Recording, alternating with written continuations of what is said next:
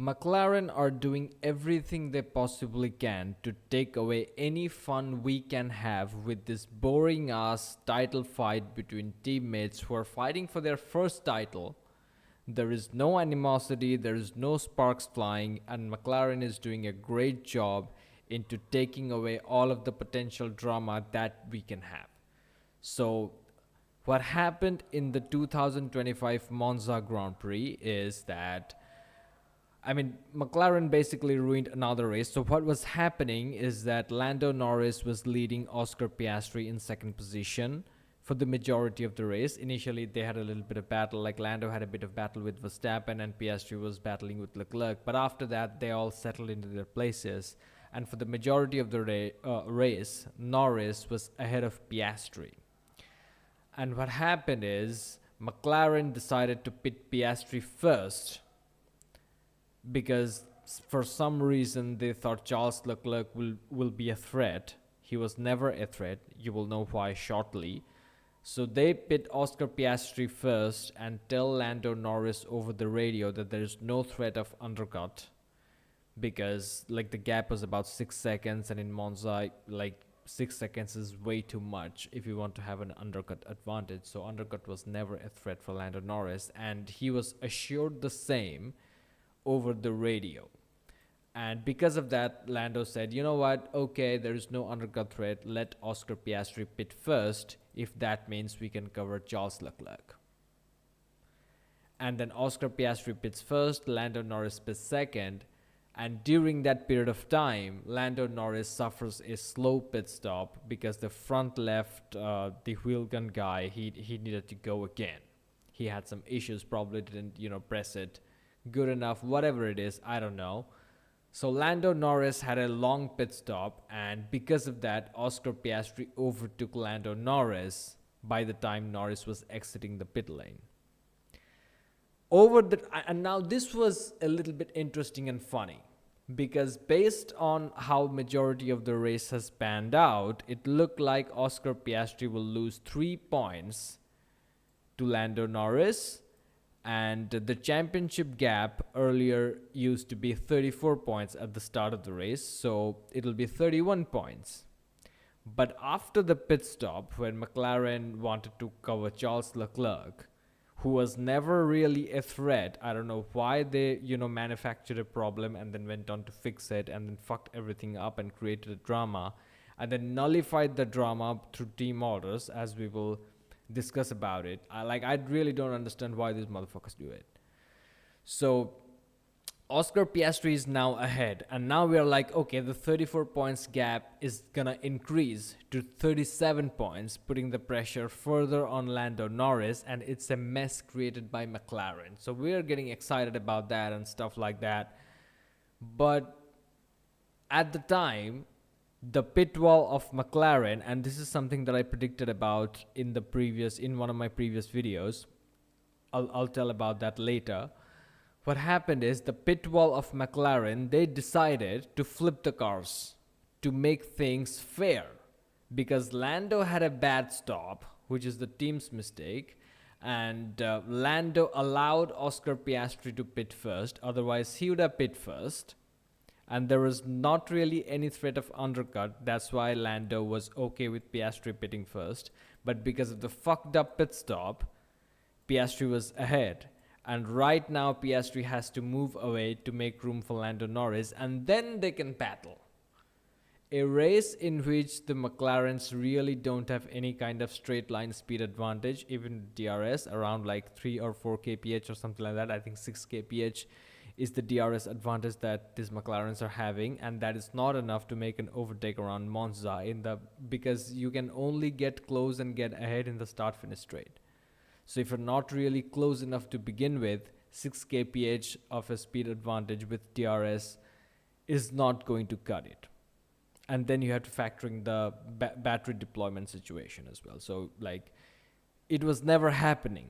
But because of the team's fuck up, they were ordered to swap places again, and it was like it was before. It is what it is.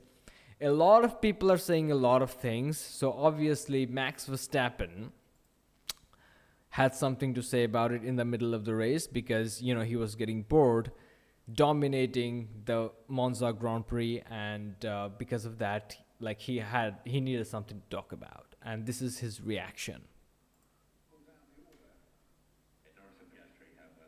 Wait a second, I just realized that the audio is not on, so I need to take this one back and turn this thing on. Okay, great. Now I think you guys can hear it. Just because he had a slow start? So that is the real reaction from Max Verstappen in the moment. And it's very real because a slow pit stop is a part of the race. And this is something Oscar Piastri said on the radio as well. Oscar Piastri said that, we talked about this before, but a slow pit stop is a part of the race, and sometimes in life you're dealt with bad hands. And this is the exciting thing about motorsport that McLaren have destroyed. In a race weekend, anything can happen, and that's the fun part about it. That's one of the primary reasons why we watch motor racing. Now, if you go ahead and manipulate that, trying to undo the chaos that the racing gods have blessed upon in this boring ass title fight, then we have nothing to watch out for. Why would we tune into the races? Obviously, Max Verstappen is the only reason why things are exciting. He says something, does something, pulls these type of results. He has broken multiple records around Monza with a tractor. The car is shit for the majority of the season, and comes to Monza, he breaks a bunch of records.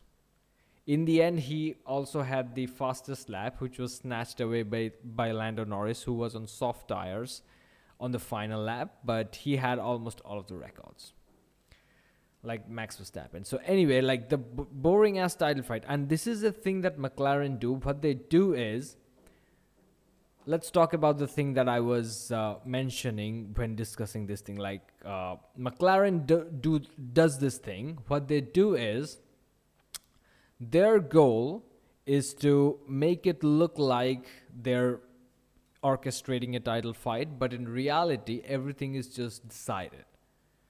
Like in the background, these motherfuckers sit together and they're like, you know what? As long as we're winning both of the championships because of our technical dominance, it just really doesn't matter. Let's just keep these guys docile and just whip them and groom them from young ages, and impact their head in such a type of way that there will never be any real fight, and it's just a matter of when you stop the season.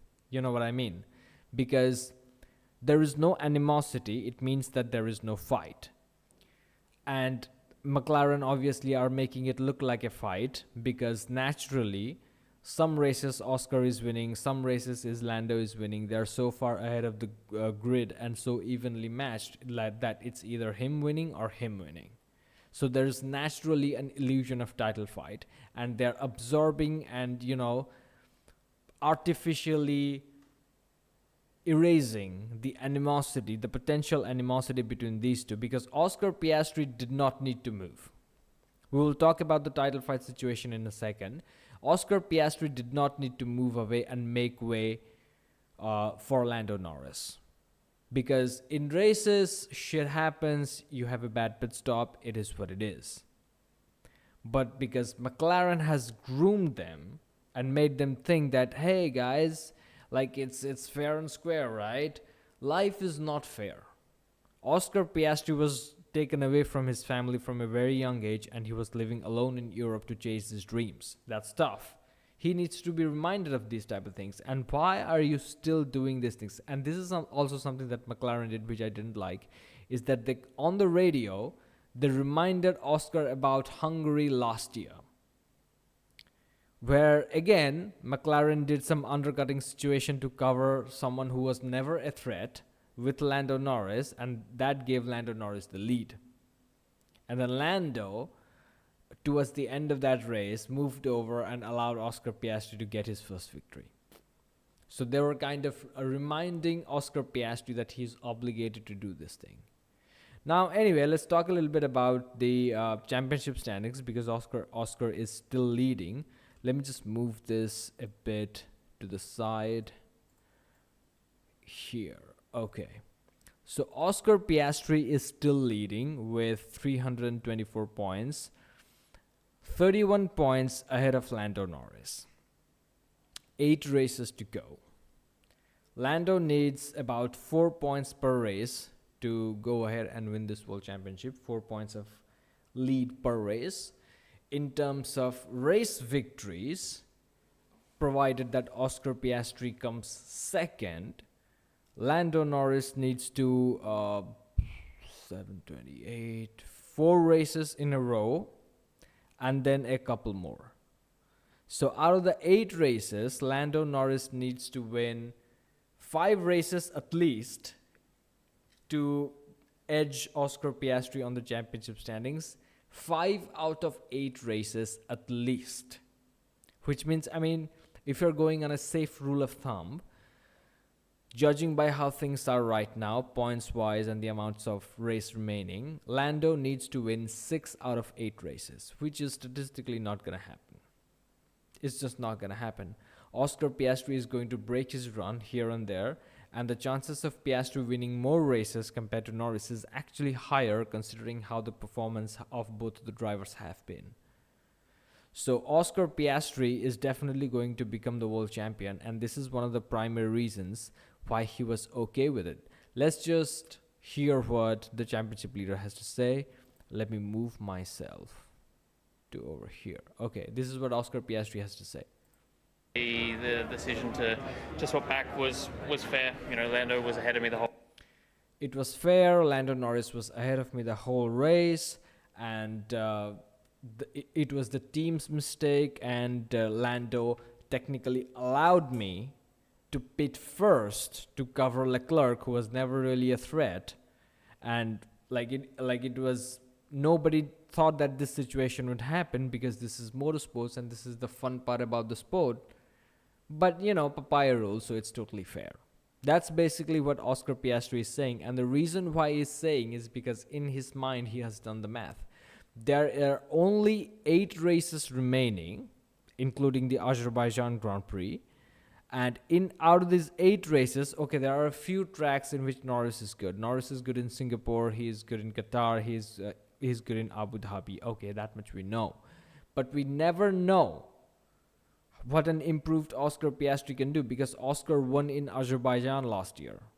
So if Azerbaijan is taken by Oscar Piastri, then with the 7 remaining races, Lando will potentially need to win again 6 of them, because he has to win at least 6 of the 8 remaining races in order to secure the world championship. If my math is right, which is, you know, do the math yourself, guys. But I think Lando needs to win at least 6 of the remaining 8 races, which is definitely not going to happen. Oscar Piastri is going to win in Azerbaijan.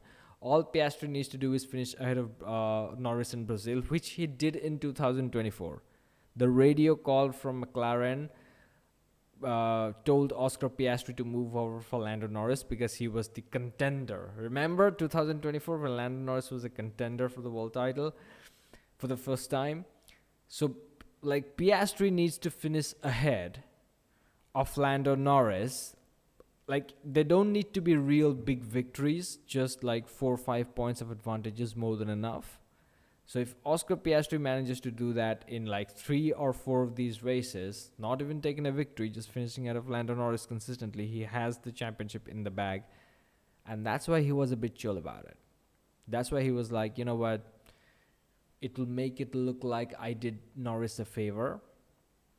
3 points is really nothing in a close championship battle, especially when you know that you have got the win in the bag, right? So he's like, okay, I'll make it look like I was fighting with one hand behind my back because I got the championship in the bag, and next year my position in the team will be stronger because I will be a world champion. That's one of the primary reasons why Oscar Piastri really was okay with the team order, and we will see how the dynamics between these 3 develop in the next year, because Oscar Piastri right now is not being savage and ruthless because his only opposition is Lando Norris, who is kind of shit.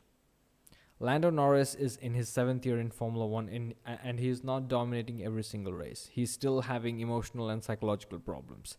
That's not championship winning material. Max Verstappen, on the other hand, he was a savage from the moment he entered the stage. In his first ever Formula One season in 2015, he ignored team orders. And just listen to, I mean, obviously the team order from Toro Rosso, granted that it was just retarded. They were asking Max Verstappen to move aside for Carlos Sainz to have a try on Checo Perez, who was ahead of Max. And Max said no, because Max actually started from, 1 lap down, because his car had some starting issues, and he started 1 lap down. Because there was a safety car, he was allowed to unlap himself. And after that, he went all the way to P8 ahead of his teammate. So when Toro Rosso asked him to move over for Carlos Sainz, who was on fresher tires, to attack Checo, he simply said no, which was completely justified.